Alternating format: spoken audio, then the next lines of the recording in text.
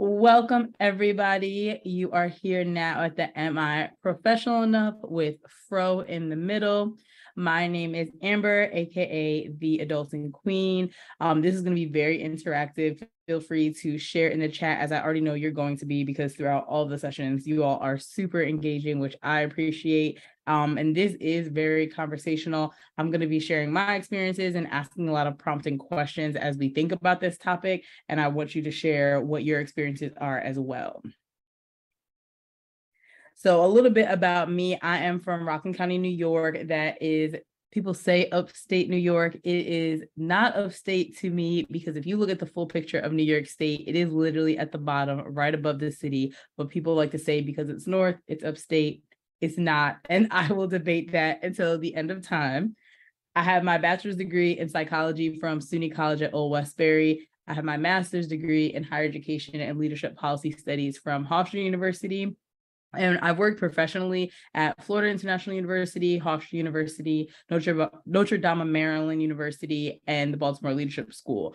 My background has primarily been in education and higher education, working with students in college outside of the classroom to help them navigate their experience.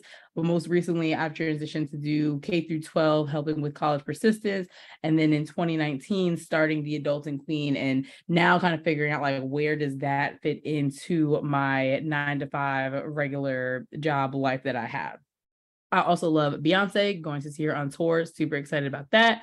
Cupcakes, traveling, brunch, and helping people navigate adulting. And I just feel like it's important to learn a little bit about me before we dive into the topic, because it gives a context of like where my lens of professionalism kind of has come from, and like the discussions that I have had. And I've had the opportunity to present this to different groups of people, including students, professionals, and now you all as well. So it's always great to see how is everybody viewing this topic. From this presentation, I hope that you'll learn your own personal definition of professionalism that you can walk away with. Maybe you came and you never even thought like, what is that for you? But I hope that from this presentation, you do leave with one. You'll also learn that professionalism is multifaceted and subjective to each individual, and you'll be challenged to think critically and embrace the uncomfortable nature of this topic. And I think that people don't talk about professionalism enough in depth. It's kind of like do as I say in a situation, and we don't ever tell people why. We don't think about like, where did these things come from and what culture started to be created based off of somebody saying to do something who knows how long ago. And holding a marginalized identity and having to think about things like how your hair is perceived, the music you listen to in the office, and will you be listened to because you're a woman, play a huge role into professionalism. Just some basic definitions that form around the way that we're going to have this conversation, and things to know as you go into it. Professionalism is the conduct, aims, or qualities that characterize or mark a profession or professionalism. Profession is the act of openly declaring or publicly claiming a belief, faith, or opinion. Professional is to be engaged in one of the learned professions, exhibiting a courteous, conscientious, and generally business-like manner in the workplace. So for these three definitions, one, I don't like definitions that use the word in the definition, because it's like that's not really telling us what it means. And for a profession, it's saying that that is an opinion or faith or something you believe. And we know that everybody does not believe the same thing or have the same opinions. And for professionals, it's like your learned profession. So like, how do we learn this? Again, that's always the question of like, how did we get here, or how are we doing this thing? And generally business like is subjective. So like all of these definitions are still not giving you a clear picture of like, what is professionalism supposed to be and what does professionalism look like? White privilege plays a huge role into everything in this world, and especially professionalism, because I feel like it was created for just white straight men, because that is what the workforce looked like first for the jobs that people were having. So the definition of white privilege is inherent advantages possessed by a white person on the basis of their race in a society characterized by racial inequality and injustice.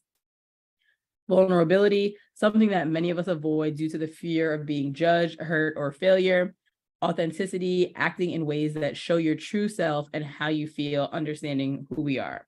I think that vulnerability and authenticity play into this, because when you are yourself at work, you feel comfortable, you get your best work done, you're able to figure out what are things that contribute to you having a healthy and positive experience in the workplace. And when you're vulnerable, you're able to say if you're not getting those things, you're able to have difficult conversations. You're again just like being yourself, which we're not always able to do that in the workplace, especially being women and Black women on top of that. And again, white privilege, I mean, I explained, and I know that you all resonate that this is really driving a lot of how our world is shaped based off of white privilege. And we need people to show up and figure out how to combat those things so that we can move forward. So the first question I want you to think about, and again, drop in the chat your responses, is how do you define professionalism? What does that look like for you? And for me, professionalism is just being able to show up as myself, do my best work, but also being on time for things, showing up and being able to follow through with what I said I'm going to do, being able to communicate effectively with my coworkers, with my colleagues, with the people that I'm working with, and also being able to show how I'm feeling comfortably without any reprimand of that being an issue because I said something, because I did something, because I wasn't as cheery one day because I was upset. So again, would love to hear and see what your definitions are. I'm sure that they will range again because professionalism is learned based off of who or what you've modeled, which is one of our next questions and things that we'll start to get into of like, how did we learn this? And how did you decide how you want to show up in your workforce? So Indeed characteristics of professionals, I Googled because again, the definitions really don't break down like what does professionalism mean.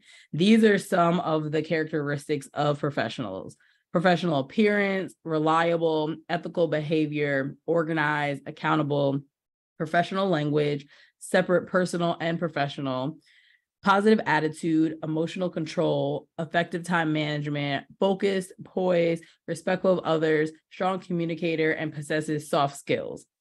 So some of these things I think again are obviously outlining or making people that are marginalized on the outside of the circle with these things.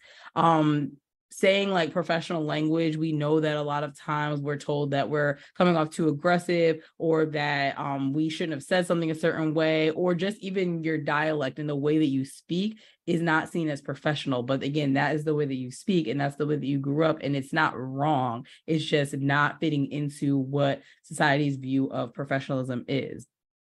Emotional control. We are humans. If somebody makes you upset, like, and you want to show it, that should not be an issue. Yes, you should not go flipping a desk over in your workplace, but it's okay to see that somebody is upset because something didn't go as they thought it would. Or you're even coming in to work upset just because of life. Like, again, we're humans, and it's not easy to just turn off everything that's going off outside of work off when you get into the workplace. And I feel like people want you to do that sometimes, which we just can't do that. We're human. So let me know what you think about some of these skills, or if there's any that you would add and some that you would take away from what Indeed said that characteristics of professionals are. These are some things that I've just found online. They happened kind of a while ago now, but unfortunately still things like this are happening. So Naomi, the tennis player, she was demonstrating the power of refusal, to refuse work at the expense of our health, wellness, and more, to refuse humiliation under the guise of professionalism. And refusal is beautiful. It's even better when we do it collectively. So people were asking people to support her and workers who aren't rich.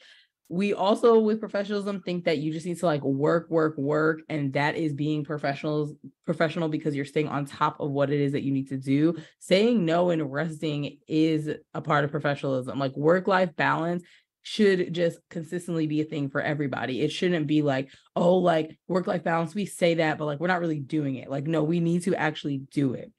And we will talk more about how to implement that into your work life balance so that you can be healthy, whole in all aspects of your life. Professionalism is mostly just codified racism, classism, sexism, queerphobia, etc., meant to discredit the work and expertise of marginalized groups. Thank you for coming to her TED Talk. Again, going back to our definitions and some of the characteristics of what does it mean to be professional, it doesn't line up with how marginalized identities show up in the world. So I feel like when you go into the workforce, you're told don't do this, don't do that, but again, know why. And then this story over here to the right, the boy with the puff, that's actually somebody that I know. I went to undergrad with him, and basically what he was posting about on here was that he went for a job interview at Abercrombie and Fitch, and he put, I know, eyes, like that's not necessarily always a store that seems welcoming for marginalized communities, but he went there for a job interview to fold clothes. And he said all seemed to be going well until the very end, when the manager told me that I got the job. If I got the job, I couldn't wear my hair like this in his puff. She told me your hair has to look more natural, like you're on the beach. Before even going on with the rest of what he said, like that is his natural hair. That is how it's growing out of his head. And for me, right now, I don't have my afro out, I have braids, but I keep my hair out and I try to show up as myself with my hair, because that is how my hair grows out of my head. And I have grown to learn to love it, because that is how it comes out of my head, even though that's not the standard and norm of what people want professional natural hair to look like. But Black hair is professional. He went on to say that he doesn't feel like explaining that his hair is natural to this woman, and this is what it would look like if he was on the beach. And he asked, was that a policy? And she answered yes. And he responded with an awkward, squinty-eyed, pursed lip nod. And he didn't get the job because his hair, basically, without being said, that is the reason why. And to see somebody I actually know post this was like kind of crazy. And I know it happens, but we just kind of hope it doesn't happen to people we know. So to see somebody I know actually post it and be able to use like a real life example versus just Googling things just shows that we still have some work to do in this world with professionalism and it being acceptance of Black and brown people that are just being themselves. So where did you learn professionalism? Again, drop that in the chat. Think about any of your experiences. And this also ties into being an adult. Like when we are growing up, we didn't just like pop these ideas into our head. Like we had to learn it from somewhere, and we don't often reflect on like how or where did we learn them. So for me, I feel like I learned professionalism from my parents first, because again, that's who raised me. That's who I'd be watching. I think about things like going to the doctor's office with them or going to appointments, having to get places on time, going to the store, seeing how they interacted with other people. And then that is kind of what influenced me being around other people. Then also just like being at school again and seeing like teachers and adults around you that were doing things, and how are they modeling behaviors, and what did it seem was acceptable that they were doing and what was not. As I continued to get older, becoming a student leader on campus really helped me a lot, because I was able to navigate situations and learn how to do interviews, learn how to do my resume, just do group interviews, individual interviews, helping other people, doing presentation skills, all that kind of stuff that like led into the professional world. And a huge part for me, which I'm like eternally grateful for this program, was a mentorship program that served for underrepresented students that wanted to go into higher education, and they paired you with a mentor to help you through the rest of your college career and also navigate getting a job and grad school and everything like that. And without experiences like that, and even like being at this conference, that is a huge part of how you can learn professionalism, or learn how you want to show up, and learn how you operate, and learn what is acceptable, what are things that can be challenged, what are things that are not able to be challenged, because you're getting to hear other people and get out of your own bubble. And lastly, definitely from the mentors and professionals that I looked up to, I feel like I took what I saw that I felt was good, and then things that I did not agree with too much, I was like, I'm not going to do that when I get to become a professional. Our next question is, what issues have you faced, if any, to define professionalism for yourself? And I'll give you another moment, put it in the chat, reflect. I definitely encourage you to journal throughout this one too. Again, I know that you probably all already are, because that is something from the last Blaze Summit. I quickly learned that people really love reflecting and journaling. So feel free to journal, share as you want about what your answers are to these questions. So again, what issues have you faced, if any, to define professionalism for yourself? For me, definitely code switching. I don't do it as much anymore, but I will say that early on in my career, now I'm like 8, almost 9 years professionally working out of grad school. In the beginning, it was like kind of like, again, the do's and don'ts, but never the why should you do something? Why shouldn't I do something? But I knew who I was. I knew I was a Black woman. I knew that I had natural hair. I knew that I'm from a city area, that I'm still living in city areas. And that also influences like culture and how you view things and how you speak and what you do. So code switching, I try my best now not to do it at all. I think working with students, sometimes they're shocked though, when it's like I'm speaking like them or like relative to them. They're like, wait a minute, like, you know about this? Because they view me as a super adult or somebody that's like really old and like shouldn't know those types of things. So code switching definitely is something that has been a struggle to figure out and get through, so that you're not viewed a certain way. Again, you don't want to be viewed aggressive. You don't want to be seen as like the angry Black woman at work. So how do you show up and how do you speak and how do you do things that are true to you, but not always having to have uncomfortable conversations because somebody's uncomfortable with you? I would say my hair too, like I mentioned before, just being comfortable with whatever hairstyle I chose. We know that Black women are chameleons in hairstyles. Like, you look great in any hairstyle you wear, but you always get the questions, you always get people touching it. So those are things that I had to think about, of like, if I'm going to a conference or if I'm doing something, like, what is my hair going to look like? If I have an interview, like, what hairstyle am I going to have on that? And then like, what am I going to look like when I get there? Now I don't let those things bother me as much anymore, but those are things that I thought about initially. And lastly, dressing the part, which we will discuss this a little bit more too, with how things have changed in the pandemic and working from home. But I feel like dressing the part, people always say dress for the position you want, or you want to be overdressed is better than being underdressed. But I feel like genuinely people should just be able to be comfortable and presentable in a way that the dress codes or policies are like clear and consistent. Obviously, like no ripped jeans, no ripped pants, no like short shorts, short skirts, like things like that make sense. But when you get to the point that you're policing, like men have to wear ties or women have to wear dresses or skirts and things like that, that just becomes too much. All right, next question is, how have your identities played a role in professionalism? A lot of this, again, intertwines with what we've already been saying, but for me, it's my hair. I'm thinking about the music that I'm playing in the office. I remember one time a student came in when I was playing, I think like Drake or something, some popular recent song at the time. And they're like, oh, like you listen to this? And I'm like, yes. So for me, I think that when I'm in an office space, I want to decorate my office to be open and inclusive for everybody, but also for there's something that somebody can come in and connect with me on. So I have like my Funko Pops, I have Beyonce stuff, I have pictures of like past students and places I've lived and little like knickknacks and things. And I just want people to feel welcomed when they come in, and being able to like see something that kind of like breaks the ice so that then a conversation can continue. And even sometimes with the things that I have up in my office, I'm like, okay, like, honestly, if a white person comes in and they see this, what are they going to think, or what are they going to do? Or just anybody that's not Black, or even if they're not a woman and they see something that's in there, like, what is the question going to be that they're asking about it? And I personally don't mind questions if it's not coming from a place of ignorance and like annoyance. If you're just genuinely asking and you can tell if somebody's genuinely interested and just asking a question, that is completely fine with me, which is another reason of why I put things in my office or listen to certain types of things that are relative to me and my identities.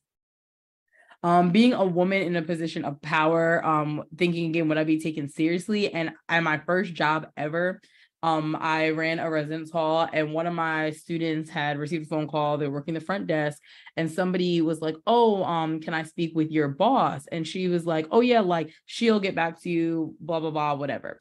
And the person on the phone was a man, and was like, "Oh, she?" Like he was shocked that a woman was running the building.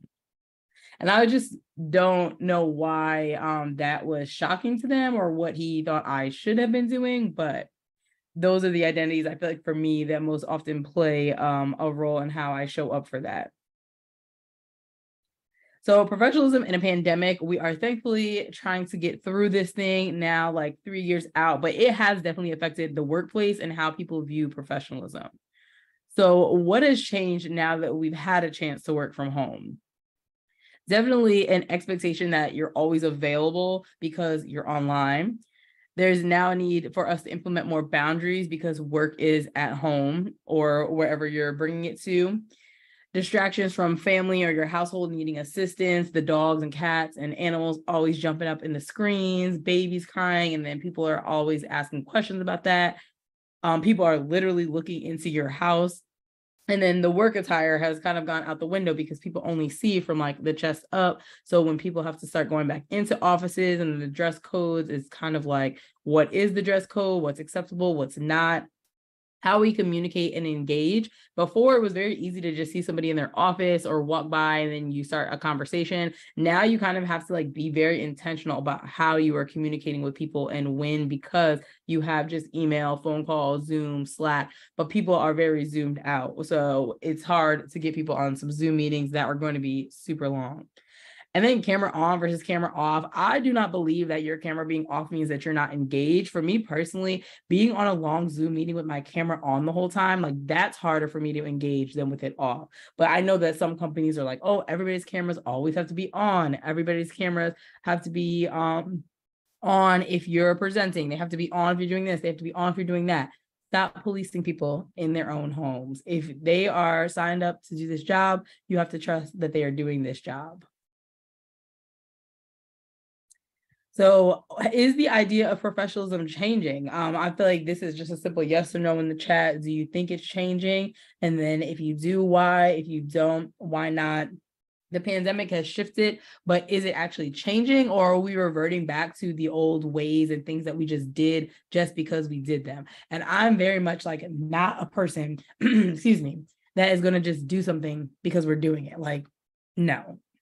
That is not me. I need to know like why, and it needs to be something that makes sense.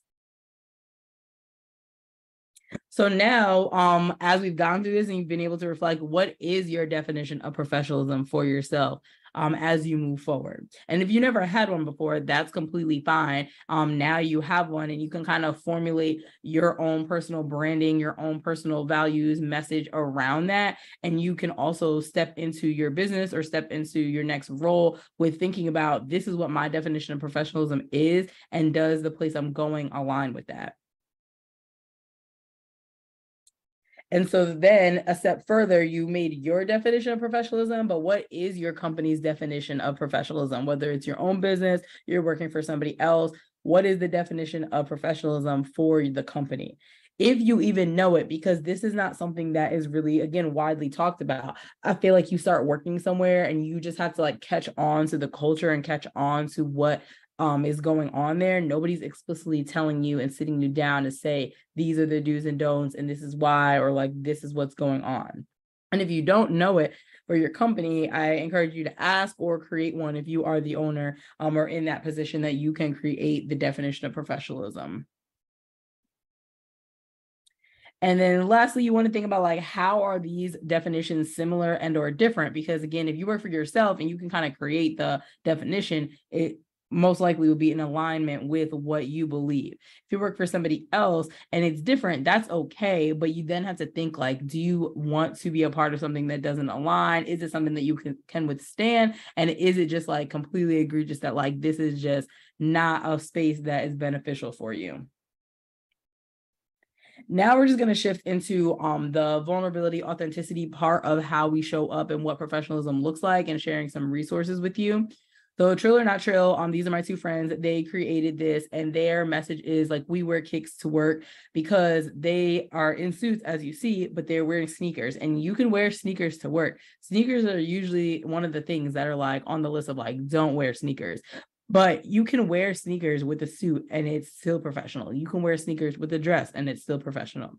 You can wear sneakers in any capacity and it is professional. There are a lot of things that you can mix and match to make yourself still be presentable in the sense of whatever environment you're going into. So we talked about like authenticity is understanding who we are. Think about what do you bring each day to work and what makes you feel comfortable and what can help you connect with students or whoever it is that you're working with. And for me, like working with students, like I said, I bring my like my hair as is, showing up like that, the Funko Pops, the way my office looks, the way that I dress sometimes. Like I like wearing graphic tees a lot that have a purposeful message on it, like with a blazer, with a cardigan, even with jeans. Like those things I feel like matter because the people that you're around and working with see you for who you are and are able to connect with you. Being vulnerable, you don't know everything, and that is okay. And you want to create a team that helps you to understand, again, students or the people that you're working with, so that you can continue being the best that you can be.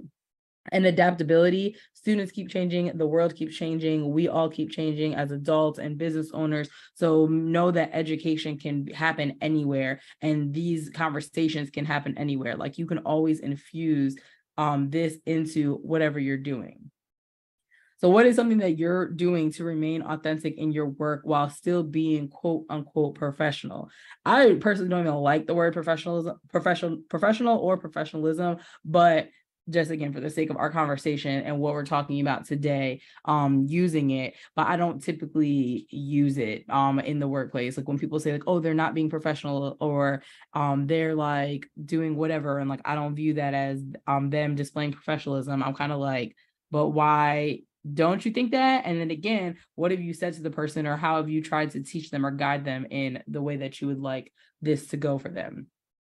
So again, what's something that you're doing to remain authentic in your work while still being professional? And I think that when we go into the workplace and like you're thinking about having conversations and how to show up and how to communicate and how to just be an effective team and build a culture of comfortability with everybody that's involved in the business and company, these are 4 courage building skill sets that came from Brene Brown's Dare to Lead. The first one is rumbling with vulnerability. Without this skill set, the other 3 are impossible to put into practice. Our ability to be daring leaders will never be greater than our capacity for vulnerability. The next one is living into your values. Requires a clear understanding of your values. We are clear about what we believe and hold important. This is just like valuable to any business, any company. If you don't know what's important, or you don't have like your top 3 buckets or goals, you can't really make any other decisions or make any other movements from that, because you're kind of just like haphazardly doing things. Braving trust. Trust is the glue that holds organizations together. We ignore trust issues at the expense of our own performance and the team's success.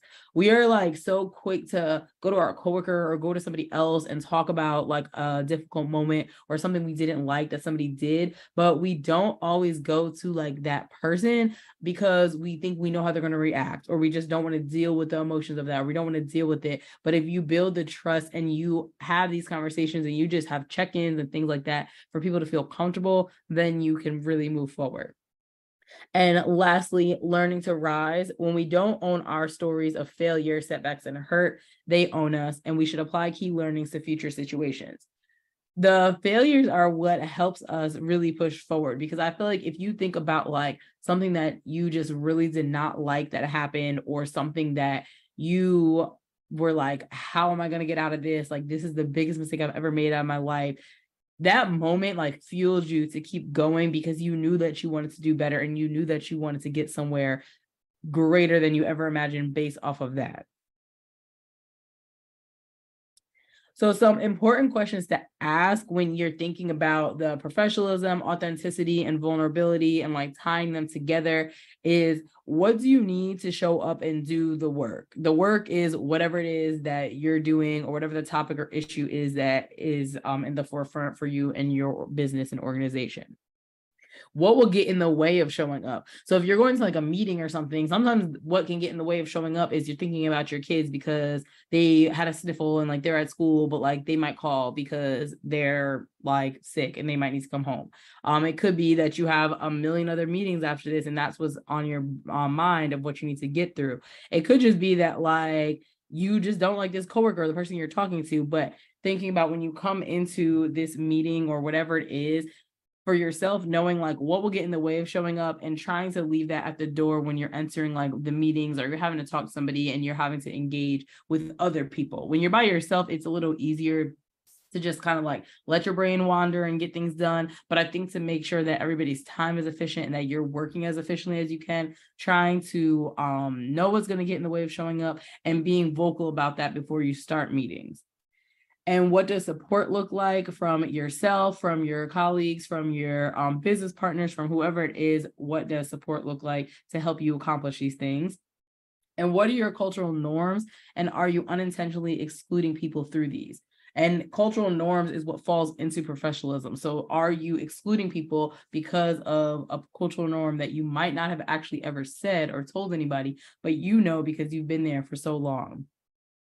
Is honest and productive feedback being given? Productive being the key thing here. Everybody's feedback is not productive, and sometimes it's not honest, and it's like feelings based. So I think that when you go to approach people to give feedback, having actual examples, having actual concrete things, not just going in all willy-nilly trying to lie on somebody, and offering the solutions and offering a space for them to respond as well. Are you sharing bold ideas to meet changing demands and need for innovation? And is there trust in your organization? So again, all these things tied together because you can't just talk about professionalism without talking about marginalized identities, without talking about authenticity, without talking about vulnerability, because for somebody to show up as their professional self, or even for them to understand what professionalism means for themselves, they need to feel vulnerable and have an authentic place to come from about what is it that they are doing to navigate working from their standpoint. And then lastly, these are just our resources that I have for you. Dare to Lead by Brene Brown, like I mentioned. I love that book. She really gives you a lot of activities that you can do as well to talk about these things and talk through things. And the activities that she gives you, it can be used for like any scenario. So if you want to talk about professionalism specifically with your organization or your business, you can use the 4 courage building mindsets that she has, and then she teaches you how to rumble, which is really like having a difficult conversation, and then you walk through that. But you can again use that for like any topic. The Nap Ministry, if you do not follow the Nap Ministry, you definitely should. She talks about how rest is resistance and we are in a capitalistic society, and how we can stop the rat race of working and continuously going.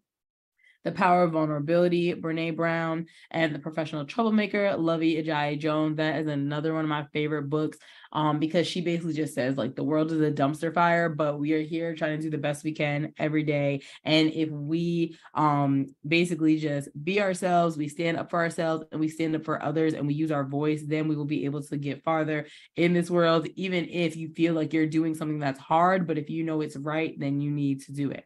And she's also adapted it for little troublemakers for like teenagers, and even one for toddlers and younger kids as well. And lastly, Trill or Not Trill, which I spoke a little bit about. They also have a book, We Wear Kicks to Work, Authenticity and Innovation in Professional Spaces. So thank you so much. I hope that you really did get something out of this, and it started a thought process for you of like, what does professionalism look like? How can you be vulnerable in your work? How can you be your authentic self in your work? And what does that look like for you? And how do you truly create your work-life balance, but also show up as yourself in spaces that accept you as yourself?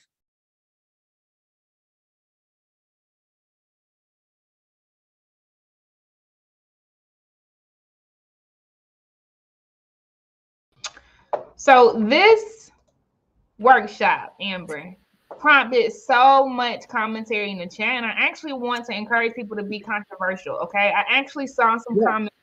So definitely raise your hand and put your comments in the Q&A. I saw some comments that showed some resistance, right, to things being super laxed, right. I saw some comments showing a lot of things. So let's like unpack it, right, because this is definitely complex. Amber, thank you so much for sparking such I think healthy debate on this stuff. I'm going to bring the first question on the stage, and then I'll bring the first hand on the stage, okay?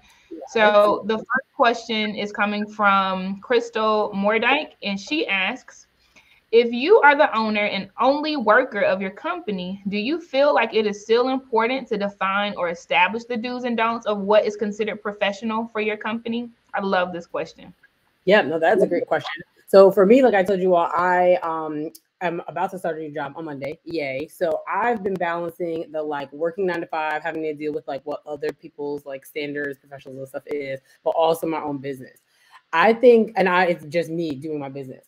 So I think for your business of being like the owner and the sole person working on it right now, it's not like pressing to set those standards and write out a whole manual or like outline it. But I think you should already have like what is the consistency in your business. And we talked a lot about this yesterday of like just how you respond to emails. Is it 2 days? Is it 5 days? Like that can be something seen as quote unquote professional, like just how you're handling processes, like what's the turnaround time, communication, how do you show up, like what is your branding. I think that is a part of professionalism and what is professional for your business. So you don't need a huge plan, 100-page document of like on Mondays we do this, on Tuesdays we do that, this is how we speak to each other. But you do need a basis of this is what my business stands for, this is what I show up as for my business, this is what I tolerate in my business, this is what I don't tolerate in my business. And when you get anybody on board with you, then you can kind of just like pass that to them and and obviously as you grow, like you'll want to define those things, but it doesn't have to be anything complicated. Like it's already in your head of what it is. You've just never had a conversation like this to stimulate like what does this mean, like what is this, because you're doing it already. So good. And I love that answer, Amber. And I'll just say I'm going to say this especially because we have to get out of only having less than 2% of businesses with employees, right? Like, think about this and write it down if it's helpful, okay? You cannot scale relationships, but you can scale culture. What do you mean by that, Casey? One day, all of you will have a 100-person plus company. You will, because how you going to impact millions without it? Right? And so think about it. You're not going to be able to talk to 100 people in a week, right? And tell them, well, this is how I usually do this. And this is how I usually do this. And this is how I usually do this. You can't, because you can't scale relationships, right? At the best, you can have about 10 good folks, and that's still too many. 10 good folks under you, and then they, right, take everything you taught them and they scale it to their teams, right? And so it is important, right? Like Amber is saying, like the things that you're already doing, you think about what that is and what needs to be replicated, because it does matter. So because Casey, right? So we have a location independent business, for instance, right? So Hannah works in London, Toya works in out of South Carolina, Priscilla works out of Nigeria, Raven works out of South Carolina, right?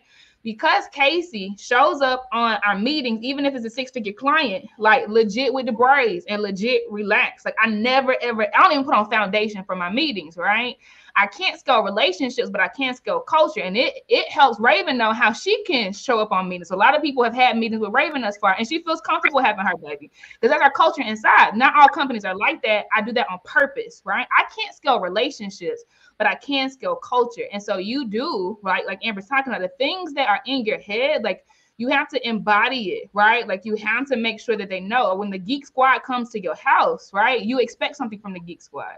And you would expect something different, right, from a person that does white glove service to pick out your clothing, right? They are usually dressed a certain way. You can't scale relationships, but you can't scale culture. So think about it and think about what you're building, right? Because it can be anything. Facebook has wine fountains on the inside. Twitter does too. I used to live in the Bay for about 4 years, right? Bank of America did not. That's where I work. We did not have wine.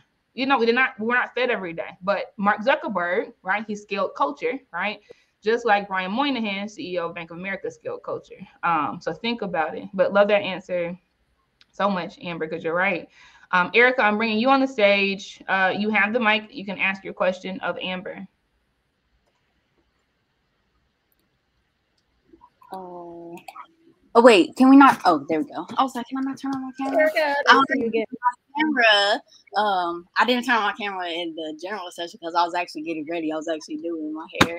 But I'm really glad that you did this session, because when I was preparing my headshots for this summit as a speaker, I really had to resist the Black girl urge of straightening my hair for a special occasion.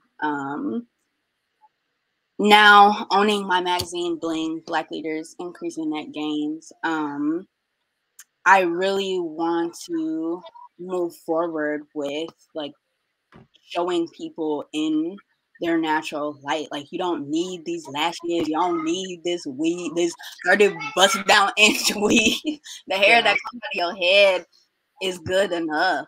And it's just insane to think about the processes of damaging your hair and just like the lengths people will go to get this desirable look. And it just, I'm just really happy that you did this, because I feel like we need this. We need to see ourselves. We need to look ourselves in the mirror and see ourselves for who we really are, and be able to look at other people and see ourselves in them as well. So you crushed it. I just had to get on here and give you your flowers, and thank you so much. No, thank you.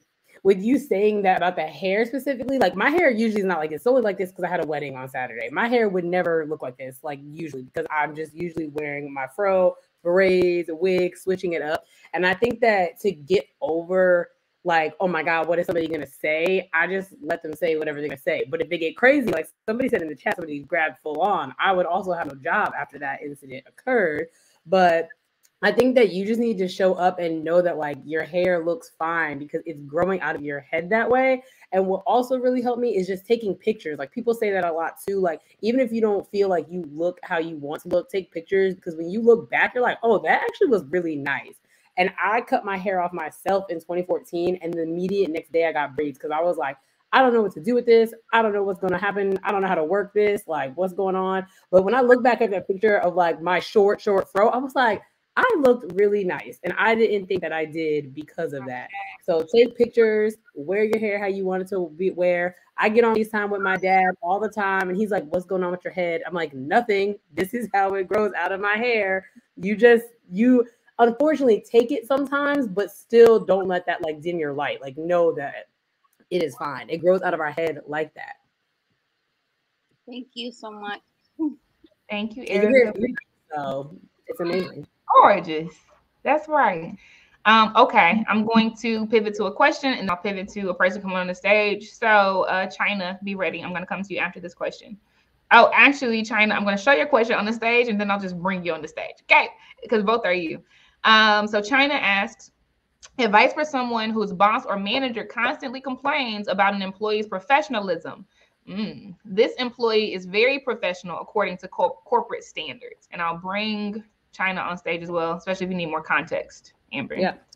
So for me though, because I started working like a full-time job before I ever thought about owning a business or being an entrepreneur, like that is what I would be dealing with. And unfortunately, like I have had all horrible Black women supervisors. Like I do not know why, like, but any supervisor I've had has been a Black woman in my professional roles has not been a good fit for me. There's been a scale, but like none of them are good. Like I'm not going to be like, oh my God, like love this person. This was great. Like I'd reach back out to them.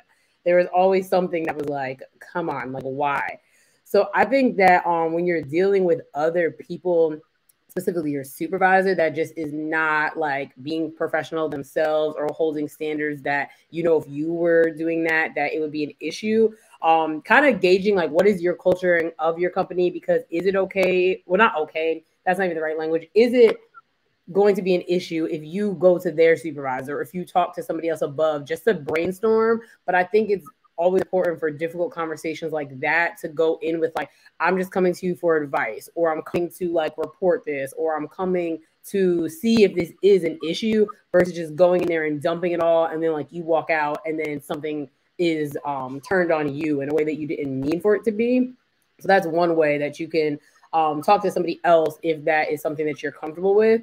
And then if not, like just having the honest conversation with the supervisor of saying, like, before having to dive all into it, just first telling them like, hey, like, I'm actually not comfortable when you're speaking about my coworker to me. Like, that's not something I'm comfortable with.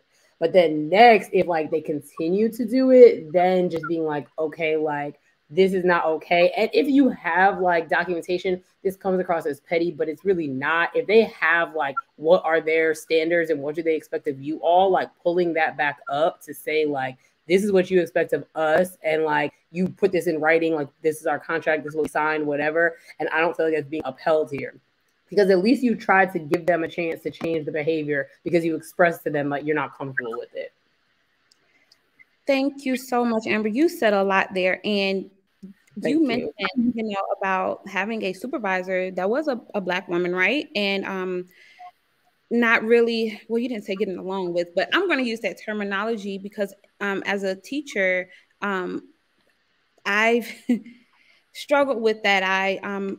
A few former supervisors were Black women, and it was unfortunately difficult to go to work and do my job effectively because of the nitpicking, whether it was my hair or what I had on. And I believe that I dress professional. I'm not, my clothing is neat. My hair is neat, whether it's my curly fro or my hair blown out, and so that is something that I would struggle with. And I am actually getting ready to start a new job.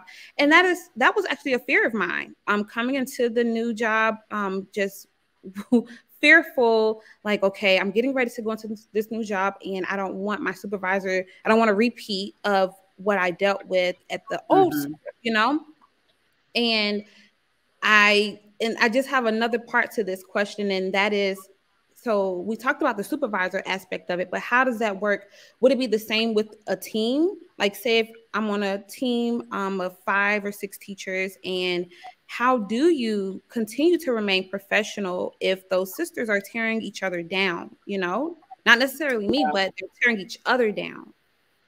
Yeah, no, it's so hard because like yesterday at one of the tables, we were talking about how like coming into a space like this, we all are sharing our very different opinions, but like nobody's upset about anybody's opinion. Like this is really an open conversation. Like, and this is what we need more of, that like when you're approaching your supervisor or you're approaching your team to tell them like you don't like something or there's an issue, or even just like you want to learn more about something. Because I think when you come from the place of like, I'm just curious, why are you doing this? Or I'm just curious of your opinion on this. Because most times when you actually talk to somebody about something that is coming across as like an issue, they don't realize it that way because they're operating in the lens of what they know and how they've operated other places.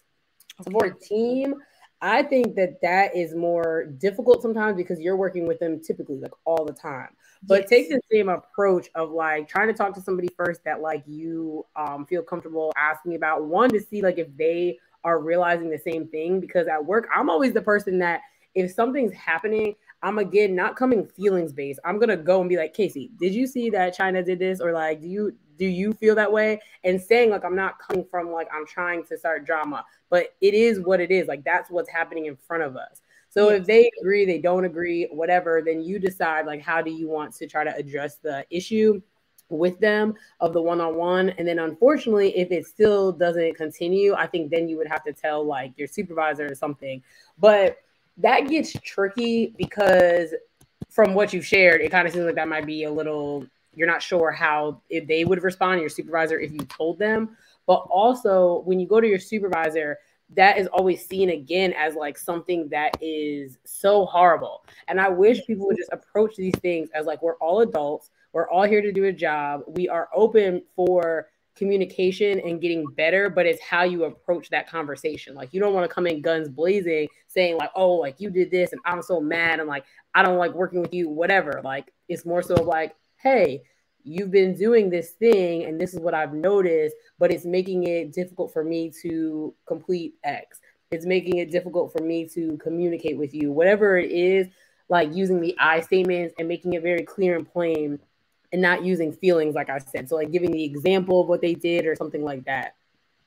Okay, thank you so much. Yeah, and China, before you go, I want to, definitely circle with Amber offline. I want to double click on what Amber said just now about giving examples. So like the key here, because this is actually strategy, right? Like, if we are to become CEOs, and we will, hear me very carefully, right? If we are to become CEOs, at that point, the job is actually not about, I say this all the time, but I got to, so it resonates in my spirit. It's not about being the hardest worker. Like nothing about being a CEO at all, literally at all, is about like doing the like product and servicing of your business. It's about like leadership and feedback. And so one thing to get strategy around this, Radical Candor. Radical Candor is a book that I would strongly recommend that all of us read.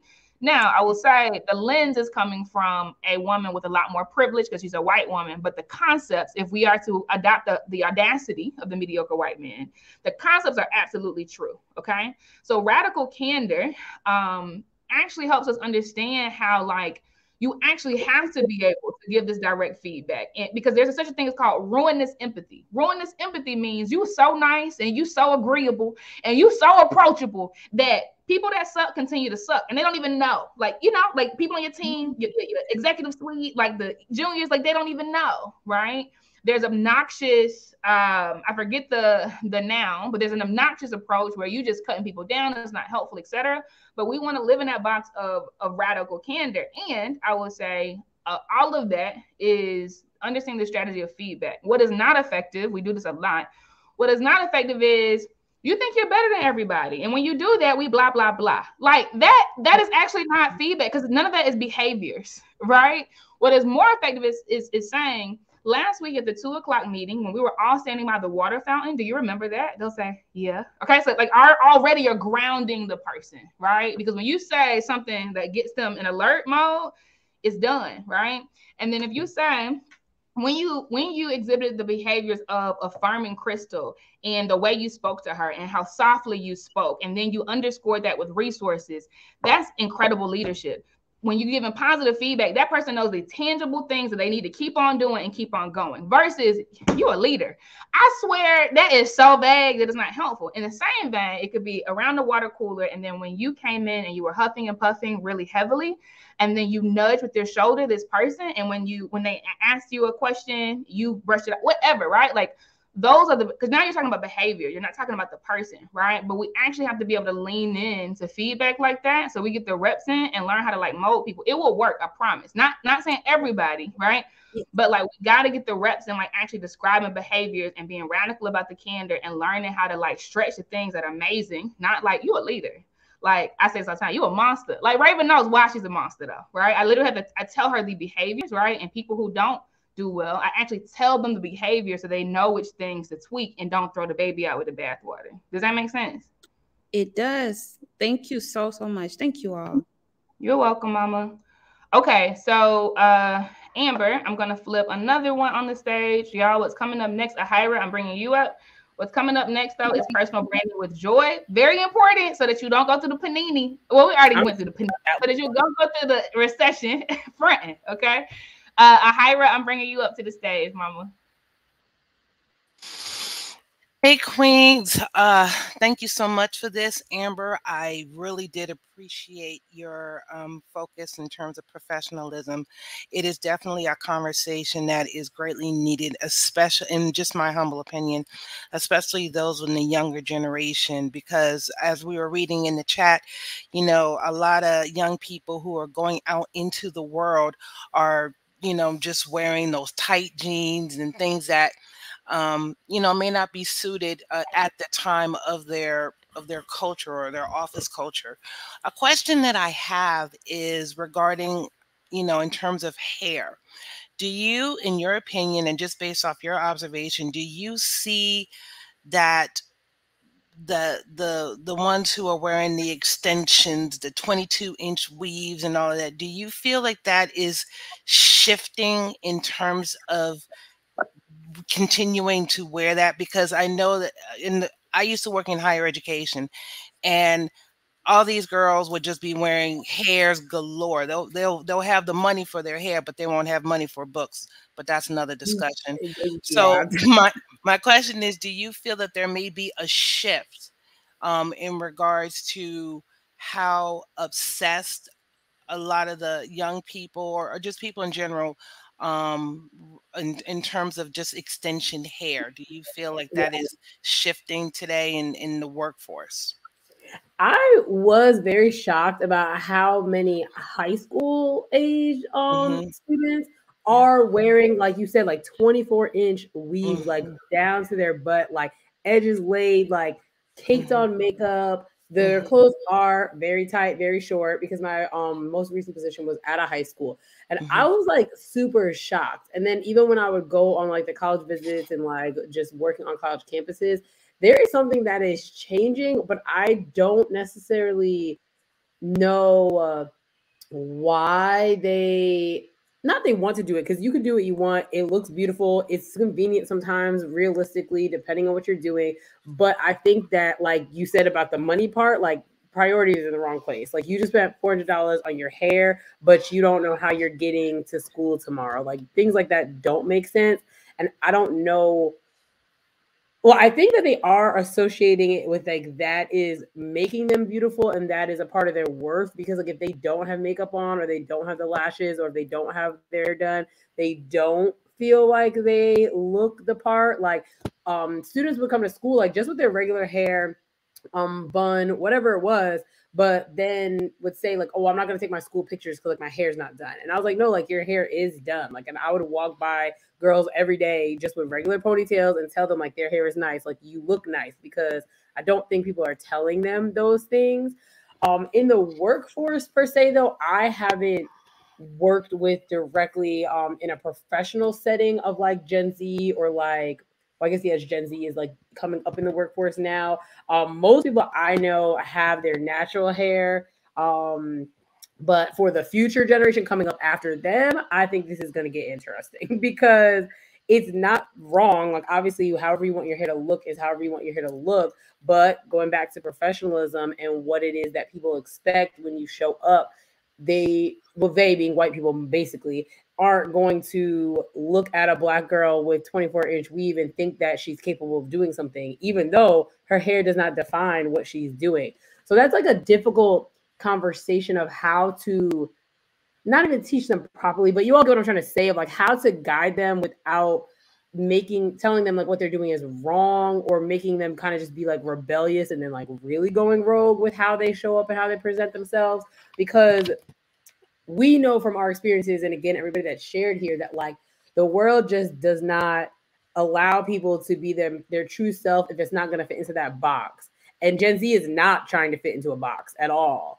And the people who are in the workforce and who are hiring are older people. So if they have not done the work to bridge the gap and understand the younger generation, they're immediately going to write them off. So your question is great. And like, even just has me thinking about things, because the younger generation wants to do what they want. The older generation is sometimes stuck on the old way of doing things. The millennials in the middle, it's like some of us are like, we're going to try to change and adapt, but also some of us are like, whatever.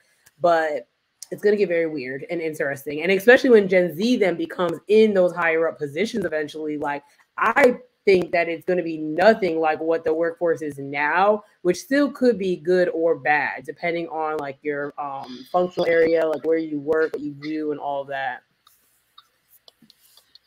Thank you. I appreciate that. Thank you, Ira. Appreciate it. All right. And I appreciate the controversial question coming up at the end. I was hoping we got into it, right? And I'm going to say this because we are not a monolith. Actually, that's my favorite thing about panel discussions. We get to talk about so many different things in the same sitting and know that there is like so much room, right, for all of us to feel safe and at home. Casey's view is this. Now, this ain't Bible, but this is my view. Thank God Gen Z are in their 20s now. Thank God they're about to be managing teams. Thank God they're going to be CEOs. Thank God that entrepreneurship is the broadest and fastest path for wealth creation, because they don't need the company that does not accept them as they are. They actually don't need to care about these systems that were not designed for them. They don't have to assimilate that like I did, because there was no path for me before Instagram was popping. there was no path for me before low code, no code allowed me to push out an app into the world without having to go like, oh, it gives me chill. Thank God that Gen Z are now adults and they can change up the game, because somebody has to dismantle the master's house. The master's tools will never dismantle the master's house. And so this is the importance of you establishing the culture for your company. If your culture is not accepting to the people, right, that you don't fully, vibe with, and it is old school, that's completely fine, right?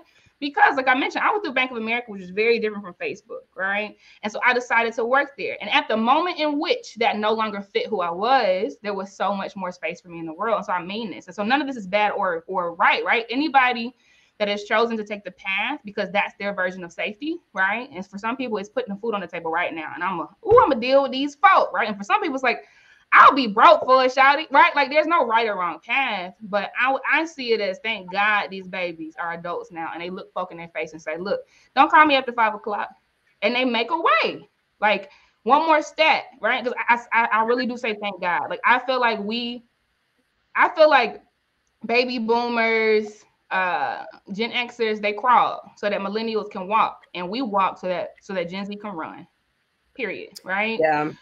They make less than us, but they travel more than us. That's deep, because it means we care about the Louis Vuitton bags and we care about impressing their friends, and they actually say, I want to see the world. Like we did not have that audacity. So thank God that they are managers. Amber, it's like no, I just think it's so interesting, and thank you all. And again, like what I'm saying is exactly what you're saying, Casey, that this is not like it's not one size fit all. And what I'm saying is based on my experience and what I have seen from people I'm working with. But next time I do this presentation, I might have a different perspective because I've met different people. I've talked to different things. Right. So I just want to emphasize like that this conversation and a lot of them that we're having are based on where we are and what we know today. When we show up next time, I might come back and be like, listen here, let me fill you in on Gen Z professionalism. Like you don't know where this is going to go. So just thank you all. And this was a really great conversation. I'm super excited. If there were some white people in the building, might not have gone as smoothly because that could have been. Oh,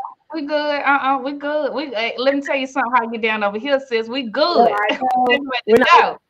I know, because when I did deal with white people, like people were actually shocked. Like they were like, what? This is happening? And I was like, and this is why you need to be in here.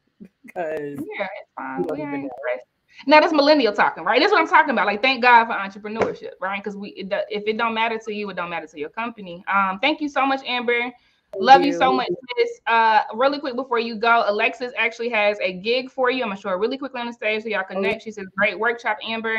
I work exclusively with real estate agents, mostly Black women. Can I do a role play with you?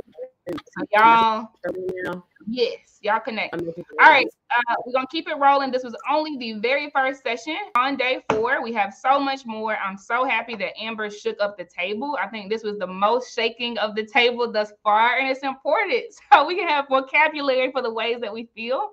No matter what side of the spectrum we're on, we are going into personal branding with joy from the joy strategist herself, Erica Lasan. If you've never experienced her, she is a ball of amazing energy. This is a workshop, so have your pens and your papers out. She's given a whole lot of rich perspective. And then right after that is the DJ set with DJ Red Corvette. We'll see you on the other side. Bye.